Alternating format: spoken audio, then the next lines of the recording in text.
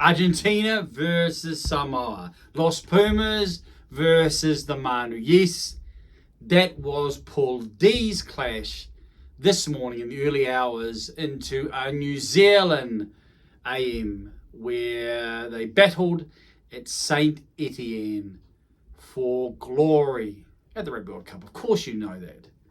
It was a rather rainy Saint Etienne as play began. In fact, it would rain, I think, mostly throughout the initial 40 at least. I noted some sun in the end. However, rain impacted conditions, no doubt. Although, given that this tournament has been played in pretty hot and humid French autumnal weather, not too bad. Not too bad. The lesser of that evil, if I can put it that way. Harder to be able to handle the sweaty ball, so to speak, than to handle the sodden ball. I know. Such an interesting way to begin a review. This is a review. It's the first time I've done a review, completed a review, about to complete a review on these two teams. I took some notes as I watched, even on this YouTube channel, as we begin to maybe search out and to consider how best to encapsulate and frame, thinking long term even beyond this Rugby World Cup. So I took some notes, wrote some things down so I could make that doesn't really make any sense, a tad of sense. Speaking of making sense, it's interesting how you get that sense watching a contest, and it doesn't necessarily need to be the rugby, but just to see how players are holding themselves and carrying themselves. And as I watched the anthems, and I watched the Argentine anthem, you had the sense that they were on. Well, they were there. If the first contest versus England, when they should have had all in their favour, and they were pretty limp in terms of their execution, in terms of their activation, in terms of their application, you had the sense that they wanted this. They knew they needed it. It was a pretty pro-Argentine crowd, and there was plenty of standing up, plenty of arms going out, and plenty of singing as well, which was lovely colour and wonderful to behold, and certainly reflected the type of vibe where you expected Los Pumas to perform. And so as I got into the contest, it was clear that they were a different side than the initial contest versus England. And I think I've got stats to back that up. I took note in the 19th minute. While Samoa had made 38 tackles, they had missed 8.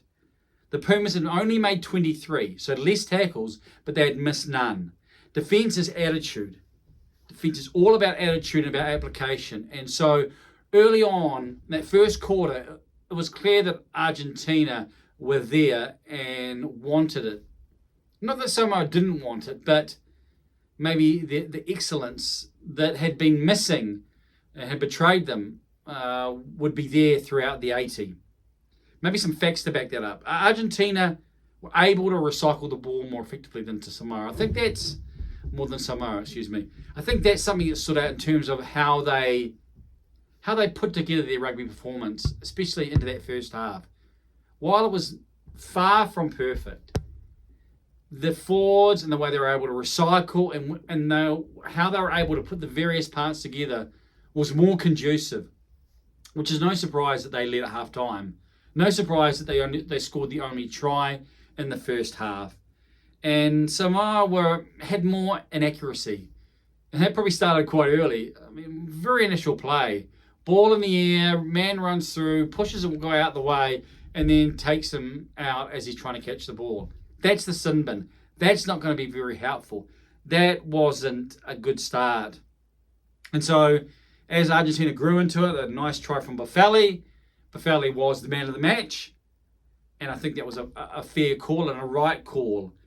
And while there was quite a bit of turnover, and so there wasn't a lot of what you'd say clear lines of phase play. It was some stop-start. That by the time I got to half-time, it was Argentina. You thought this is probably an unassailable lead. They led 13-3 at halftime. I'm going to provide you some stats to give you an indication of what transpired, especially if you didn't see it. Argentina had 63 to 37% possession and 57 to 43% in territory. So almost 2-1 in possession and a decent chunk in terms of territory. So they had the ball more of the time and they were playing more down Samoa's end. Now the possession stats I just read, which were 63 to 37, can be made pretty clear in that Argentina made a collective 348 metres to Samoa's 86, whilst Argentina only made 32 tackles to Samoa's 82. So you can see from those stats that Argentina are making more forward movement, more forward momentum, more over the advantage line. And they've also got a lot less tackles. So it's hard to be able to put together a winning score when you're in those type of conditions. Interestingly, when you look at those two numbers, Samoa made only 4 more, the numbers are only 4 higher than the tackles they made. So the metres they made in possession were 86, the tackles they made were 82. I don't think it takes a rugby acumen to grasp that those aren't likely to lead to a flourishing type of scoreline. When you're making as many tackles as you've made metres, something isn't going right there. And so, given that there were 5 turnovers to 2, also in favour of Argentina, that sort of gives you a collective idea of what was taking place. Not only were they dominating possession and territory, not only were they making all the metres and Samoa making the tackles, Argentina also turning over the ball 2.5 times more than Samoa. So, halftime, 13-3 to Los Pumas. Probably a fair reflection of what transpired. And when it went there, you think, okay, this is beyond one score. Can Samoa come back? Samoa don't play enough rugby together. They've brought a lot of quality players back. Sure, they're in the twilight of their career, but they have had experience with sides like the All Blacks, like New Zealand. And so they have, on paper, enough talent, but do they have enough time together?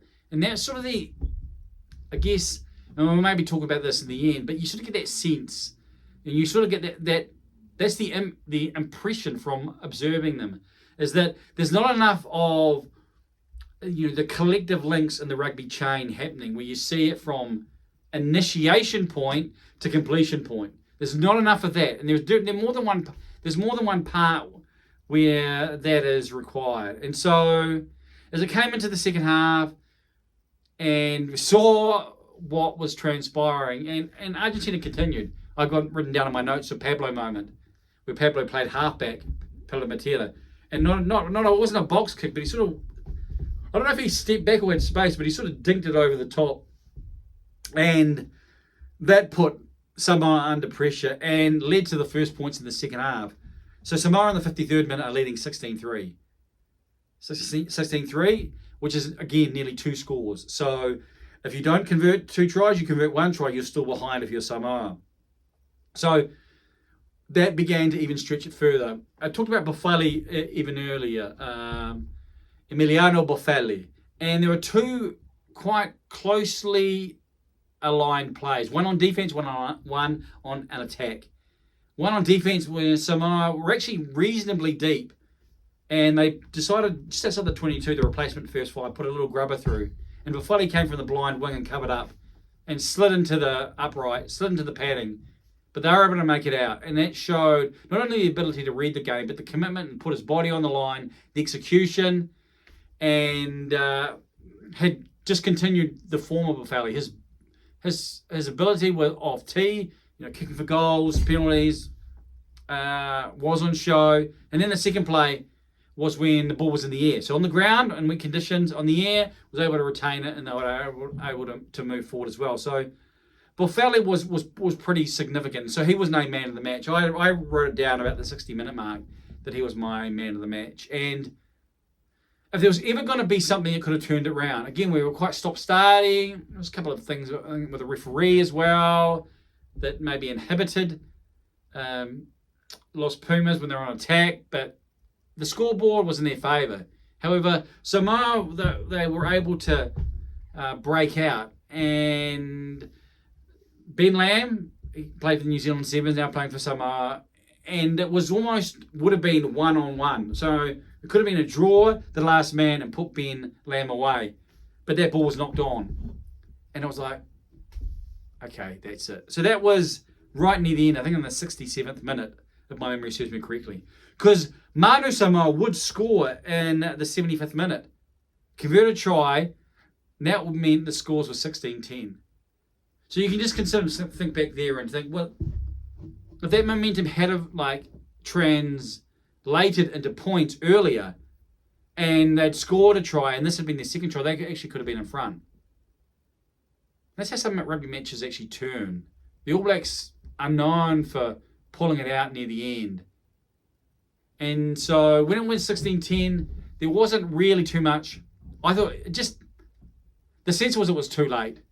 What they were required to get back down there, they needed something really freakish to happen. And Argentina were able to control. There was a penalty near the halfway mark.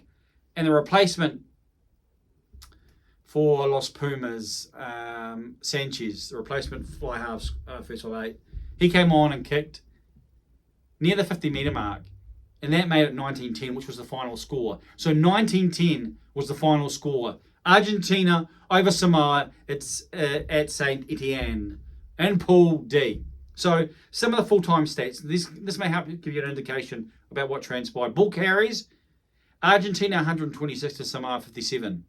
So double, or more than double. Meters made. Argentina 602 to Samoa 239. Tackles made. Argentina 77 to Samoa's 141. So basically double. Samoa missed 36 tackles to Argentina's 9. So even though they made double the amount of tackles, Samoa missed 4 times the amount of tackles. That's a bit of an indication of sort of maybe a microcosm, which you can extrapolate on what transpired. And so possession and territory in the second half was similar to the first half. So what are some final thoughts or some final words? Well, if the first clash versus England was similar, again, I was taking back to the start of the season, was similar to the All Blacks at Mendoza, this clash for Los Pumas was more similar to the Wallabies, I think it was the Gold Coast. So they're able to impress their own frame and style and substance onto the rugby contest. And they're able to finish when it counted. And there wasn't a lot of finishing. I mean, you got 1 try per side there. But they took, the kudos from controlling possession and position and were able to kick goals.